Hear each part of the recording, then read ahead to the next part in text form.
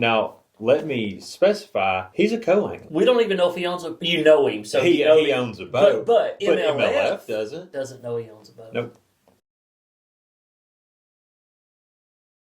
This past week, it's been Milliken again, and he has stirred up a lot of discussion about the fishing industry and how private equity has come in and bought a lot of the companies. And I tell you, I'll be honest, he made a lot of good points in that video. I really enjoyed watching that video. From the business side of things, it's really eye-opening to see. I knew that there was a lot of parent companies in the fishing industry, but I didn't know that there was parent companies to those companies, big umbrella corporations that own, companies just in completely different spaces. Yeah, and you're exactly right. It's layers. We just know, it's ABC Plastics, and you just think a parent company owns them, but it's like a pyramid, I guess. But, basically what he was saying is how these big, massive companies are coming in and gobbling up the small companies. And basically, Yep. I kind of look at it like they're creating a monopoly of sorts. And, a holding company, a private equity group, they're there for one sole reason. You know what that is? To make money. Absolutely. They're going to buy a company. They're going to, buy it and it's a turd. They're going to shine it up, make it shiny. They're going to put it out there on the market. And when I say make it shiny, they're going to make cut the fat off. They're going to make it as profitable as they can. And here's where the problem lies: is what strategy are they using to make it profitable? They're cutting off as Ben said, they're cutting off the products that may not sell as many, but they're what works. They don't sell it to the majority of fishermen, but the guys that catch them buy those handful of products. And on the same token, they're cutting off a lot of their pro staff guys, and they're narrowing their budget down, and it's taking a lot of guys just completely out of the race. It is, and that's something we can come back on and touch on as well. And Ben touched on it, saying, do some of these guys need to be cut? And I think that's part of our talk later on in this podcast is how do you make yourself valuable in today's market? But, he's saying they're basically trimming the fat when it comes to employees and product and pro staff and sponsorships. And, man, that clips you as a fisherman. It clips me as a tournament organization possibly. And I know there's some guys out there, probably some older guys, that their value was in catching fish and placing high in tournaments and didn't really focus on having a social media presence. And they have to be worried about it now with these equity groups coming in and shining them up. Absolutely. The social media aspect of bass fishing has just exploded over the last 4 to 5 years. Ever since YouTube really got going pretty big. And outside of the fishing industry completely, you see the world as a whole really moving from television and, your typical late night news and everybody's sitting down on the couch at 8 o'clock on Sunday evening and watching something, moving completely over to YouTube. Everybody's on their own phones watching their own thing.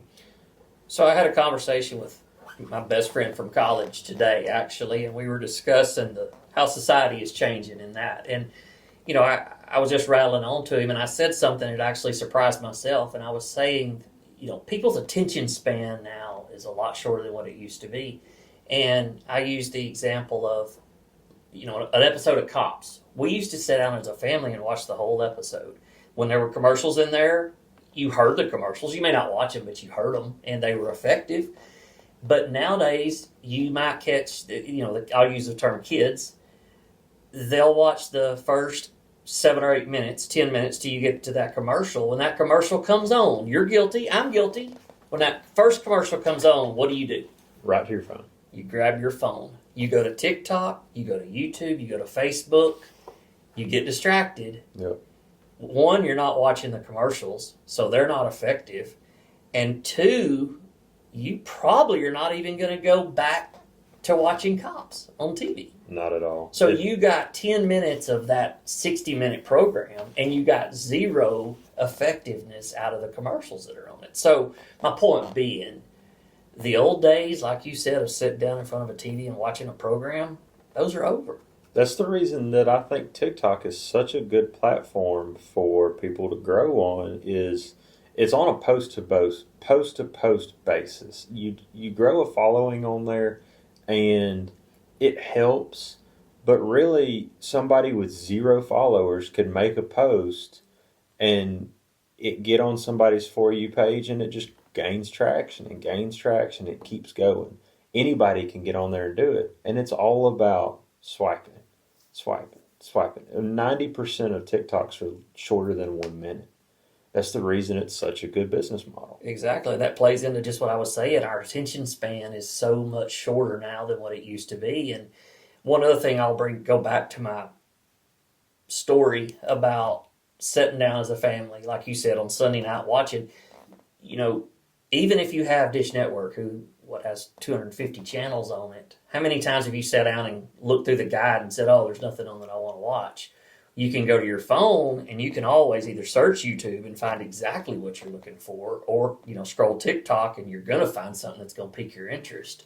So again, that's why people are going to TikTok, even Facebook. There's the Reels now on Facebook that are interesting. Yep. And companies see the way that the world's moving. They are not blind to it. And that's the reason that so much value in fishing is being put on having a large social media.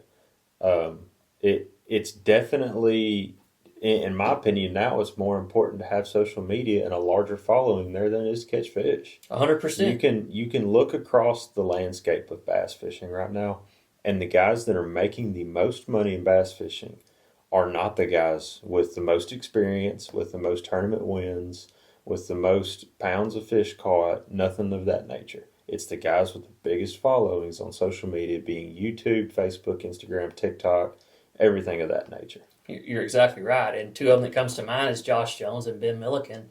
And yes, Ben Milliken just qualified for the elites, but he's never fished an elite event. Josh Jones, to my knowledge, has not fished an open. Am I wrong there? I don't really know. Yeah, I'm not sure. I know he's said that he doesn't enjoy the tournament scene. Right. He sure did. And he went his own route and he's made it work. Oh, and yeah. Props to the guy. Very well-respected guide on Ivy, and he has caught more double digits. He's earned his spot in the fishing industry. Yep. But he's one of the guys that I feel like used his... And there's a lot of elite guys and BPT guys that have done this, but he used his ability to catch fish to grow his following.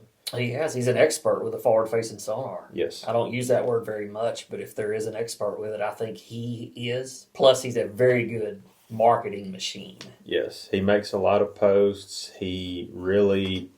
He's not afraid to push buttons, because whenever he was getting started in it, he didn't have a bunch of sponsors, so he wasn't afraid of stepping on toes. Apparently, Milliken doesn't have a whole lot of sponsors. He's afraid of losing either. He said on a podcast the other day, he turned out a $100,000 sponsorship deal for the elites because they were going to make him have their logo on his boat wrap and his jersey, and he wouldn't do it. He don't want to sell out. Mm-hmm. Hey, kudos to him. Absolutely. He understands that you sell more without a wrap and a jersey. You sell based on the people that watch you for who you are. It's a trust thing. Absolutely it is. And, we can sit here all day and think about the last guy that went across the elite stage and what was on his jersey. I don't remember. You don't remember. Nobody remembers. Nobody cares.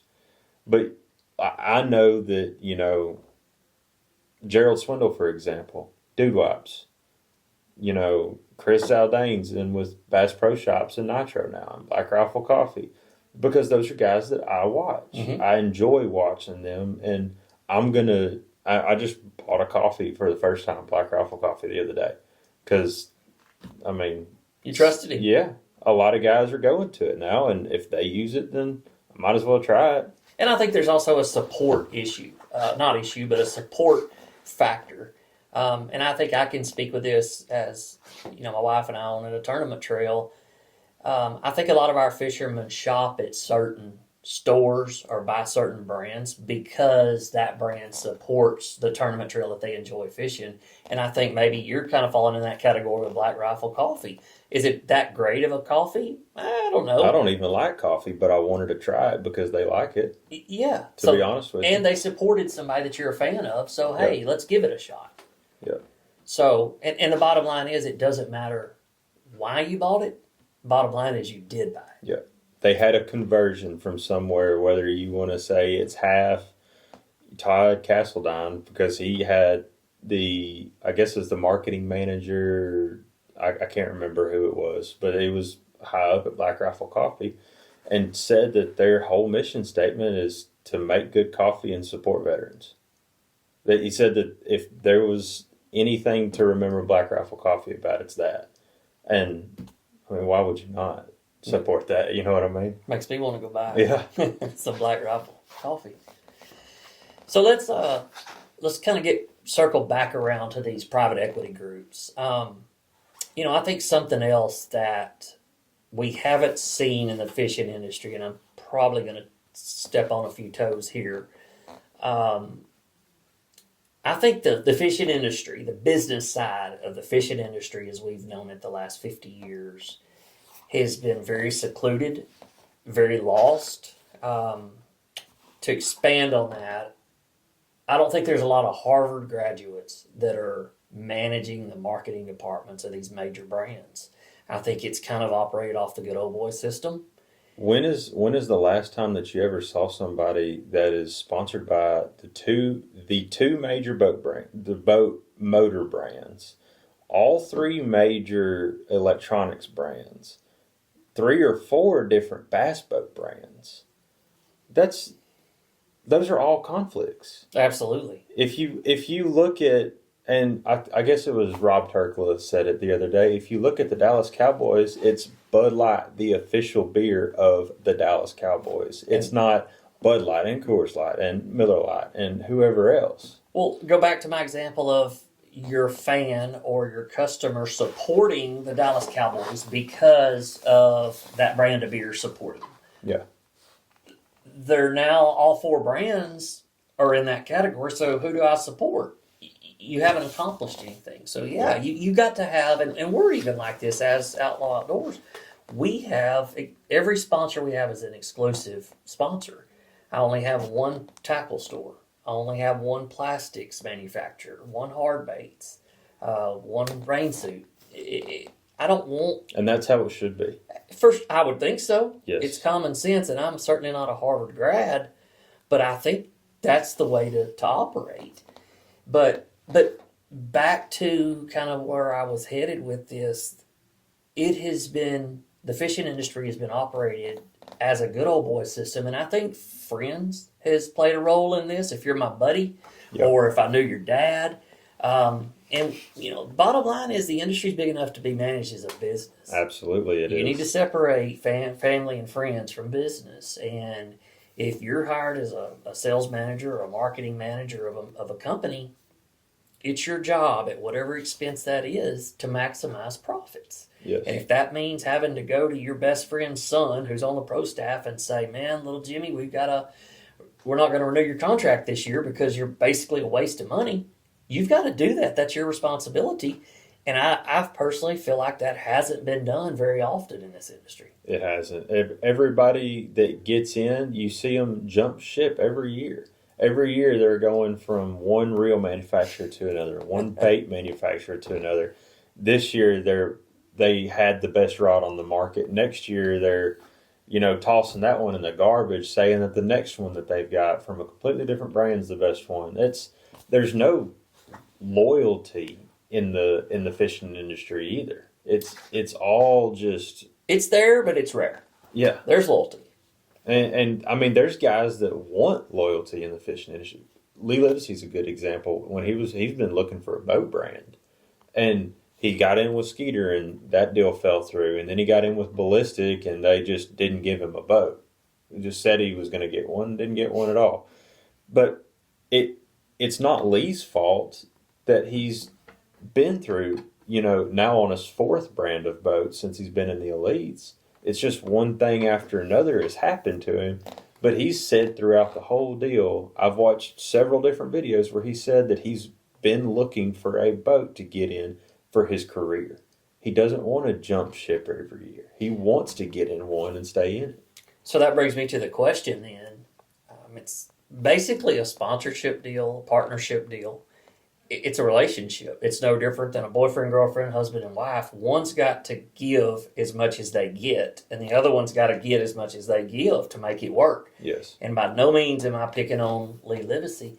I don't know his situation, so don't get that mixed in this conversation. But is the reason... There's two sides to every story, as they Absolutely, say. there is. When a guy wants to stick with ABC brand and he wants to be loyal to them, but yet ABC brand doesn't renew the angler for the upcoming year, that's not an equal give and take there. Somebody's unhappy. And if it's the angler saying, I was happy they left me, I've got to side with the manufacturer and say, maybe they weren't happy with the fisherman. So that brings me to this question, very bluntly.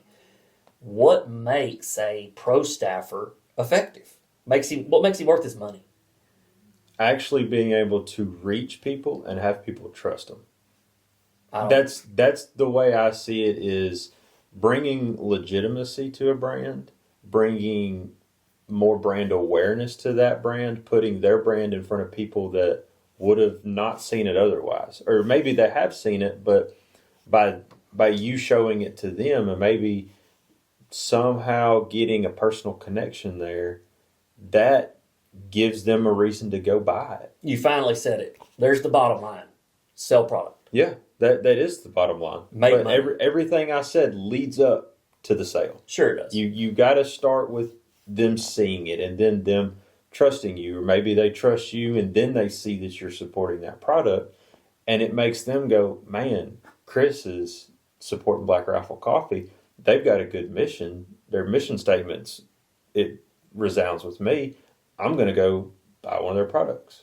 And that's right. And, you know, the guy that this year has ABC rods, next year DEF rods, next year GHI rods, that guy's hard to trust. Absolutely. So every year that he swaps brands, I think he loses his loyal followers. He doesn't gain trust, and therefore... Trust and credibility go out with every switch. For sure it does. Look at Rick Clunt. How long has he been with Bass Pro Shops? Forever and 3 days. Absolutely. And whenever you look at Rick Clunt, that's what you think about. It is. He is Kevin, an icon. when you look at Kevin Van Dam, you think about the same thing. Strike King and Bass Pro Shops. For sure. That's the two things I think about when I see Kevin Van Dam. And for me, that means that Kevin did his job and did it well, because you don't fire a salesman that's selling. Correct. You just don't do it. So, is it a pretty safe thing to say right now? You know, if there's some young guys watching this and trying to secure sponsors, whether it's for local events or regional events or national events, take every sponsor serious. Yes. Because everyone that you grab and lose, it does reflect on you. It does. And people are watching. Yes. And people see when your sponsors are happy with you. Sure. People see if you're really pushing a product and that company is appreciative, or they are shouting you out and things of that nature, helping you with your personal brand, then you know that company really is invested and they're really putting effort into their professional fishermen just as much as their professional fishermen are helping them. It's got to be a relationship that helps both people, or both entities, I should say.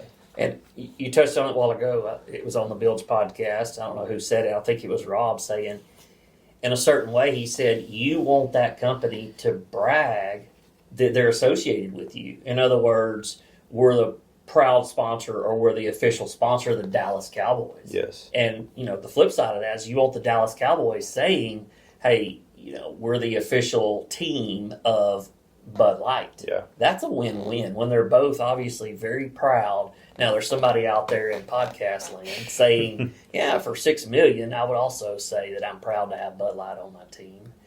Can it be bought? Yes. But, it's still for a major manufacturer to say those words, that's huge. It means a lot. It does. And, along those same lines of building a brand and building trust in people, whenever you do the exact opposite of what you say you're going to do, whenever you say that one thing is, for example, with MLF and sending invites to the invitationals, today was crazy. A disaster. I heard 2 separate stories today, or actually one separate story, and then one about a week ago, an invitation went out that really surprised me. Yeah. It disappointed me. I'll put it there. I was excited for the fishermen, but I was very disappointed that they had to go that far down the qualification list to send an invite. And then they topped that today. They topped that definitely by jumping to the co-angler side. I happen to know someone that I talk to pretty regularly, and he sends me a screenshot today that because of his participation in the Toyota Series, he got invited to the Invitational. So key word there is they said participation. Now, let me specify, he's a co-angler. We don't even know if he owns you know him, so he owns a boat. But MLF doesn't know he owns a boat. Nope. He may drive an electric vehicle that can't tow a boat. But yet they invited him. Doesn't matter. We need money. We need entry fees paid. That's basically what they're screaming, and it shows. Yep. So, just like you said, they are tearing down their brand. Their brand is going down in value. And to be honest, along with the fisherman's brand, the invitationals, we've talked about this previously, but they have it outlined what the qualifications are to make it there. And they just took the value of every angler that did it the right way and flushed it down the toilet. It's pointless now. They literally stripped the value of the fisherman's brand from them. They walked into the bar at 10 o'clock at night looking for the tall blonde, and now it's 2 a.m. and they're just looking for something breathing. They're doing anything that they can to gather up a full field for it. And they probably don't even care. They're going to do like they did last year and let people jackpot them. Okay, so let me get your opinion about this. I mean, obviously you got a true invite because of your qualification. I think that's as fair as it gets. You finished 4th in Angler of the Year standings, and you earned it. What is your opinion by them going down the list? Is it going to make the field easier? Yes, I agree. It will. It'll make the field easier because these are guys that fished. The majority of them fished lakes that they live close to, lakes that they're comfortable on, and as did I and a lot of the other guys. This isn't that. This is a different ball game. We're going to lakes that I've never seen before, and there's a lot of guys that didn't get to go through college, and we're lucky enough to be at a college that they helped you out with everything. And I mean, there's no way I'd have been able to travel and do all that stuff throughout college if it wasn't for ETBU.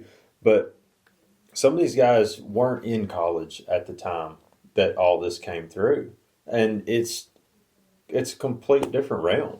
Sure, and I don't get it. I mean, I don't know what else to say there. So another question: if they don't feel the field, or obviously they're going so deep in the field to get entries, I feel like you're not digging. The deeper you dig, the less serious fisherman you likely to get. So he may pay his entry fees or his deposit for the first half of the year, realize, oh, this ain't everything it's cracked up to be, or I can't afford it, or my wife now hates that I'm doing this, or my job won't let me off anymore. There's a ton of reasons. And he quits after 3 events, 4 events. So now you have a vacant spot. So therefore, they want a full field. MLF wants a full field. They're going to open it up to locals to jackpot. They did that last year. So how does that resonate with you? I don't agree with it. If you're going to pay your money, so the NPFL is a great example of that. They don't allow anybody to jackpot. They start the year with everybody pays all their deposits at the beginning of the year. You can't enter one event. They do not allow it. This year they only had 70 something anglers out of 130 boat full field is what it would have been. They allowed 0 jackpotters. There's no reason in allowing somebody to show up at their home lake and fish against guys that paid their deposits and paid their travel expenses to fish the whole year. You're quite literally taking money out of people's pockets that deserve it more than you do. That qualified to have a fair shake. Yes. On lakes all around the country. And, yes. Obviously we're from East Texas, so let's put it in local terms of Rayburn. You take the field of the guys that are fishing the invitationals. They're scattered all over. You obviously claim Rayburn as your home lake, and maybe there's 2 or 3, 4 other ones that also do. But outside of that, the other whole field is from anywhere from 100 miles away to 1,200 miles away. You have now, if you open it up to jackpotters, you've got guys that, you've got your Corey Rambo. Live on Rayburn. Absolutely. They make their living on Rayburn. You got Todd Castledine that can now enter it. You've got Russell Cecil. You've got Clayton Bullware. You've got Derek Mundy. You've got Jason Bonds. And I can't fault those guys one bit for entering. Absolutely not. Because if I fished everything like they do, and the invitationals came around, and somebody from MLF called me and said, "Hey, if you want to just enter this one, you can." I'm in like Flynn. It's like I'm not turning that down. It's like taking candy from a kid almost. Yeah. It's a glorified opens where anybody can enter anything. It's the Wild West. There's rules, but we don't follow. It's ridiculous that people allow this to happen and that a tournament organization does it. And I questioned you a while ago, and I said, do you have proof? Like, do you believe this guy that actually got the invitation is a co-angler? I almost didn't believe you. I thought he might have been pulling a prank on you. And you showed me the email that he got. I can't believe it. Like, how do you justify that? You don't. I mean, that's like in the rodeo world, you just invited a team roper to enter the calf roping. I don't get it. I mean, you just ask a catcher to play center field. Not that he can't do it, but it's... the guy's a good fisherman, don't get me wrong. But again, MLF don't know that. He didn't earn it. He didn't qualify for it. Is he taking it? I highly doubt it. I don't... He understands that this is a load of crap. That he doesn't deserve to be there. Yeah. And nothing against him at all. Yeah. It's just... He's a good enough guy to realize, I don't need to be there. I don't deserve to be there. And probably got enough ego to say, if I ever do fish at that level, I want to qualify. I'm not going to name who it was, but I saw a Facebook story today of a screenshot of an invite that says, I guess catching 5.12 pounds at one event of the 3 is good enough for an invite. Wow. That's crazy. And that guy got an invite. Yes. I mean, it's hilarious. It's laughingstock is what it is of the fishing world. So in my book, it's no longer a professional level organization. The Tackle Warehouse or the Invitational Series is no longer a professional trail. In no world should you be able to just walk up and pay your entries in the level below what is supposed to be the highest level you can get to. You can't just roll up to a AAA baseball field and start playing center field. They're going to kick you out and tell you that you better go train, you better go work at it, and you better come back when you're ready. How about let's go next spring, me and you jump in the truck one day and drive down to Sugar Land. And we'll just, we'll dress the part. We'll get laughed out of that place. As we should. Oh, man.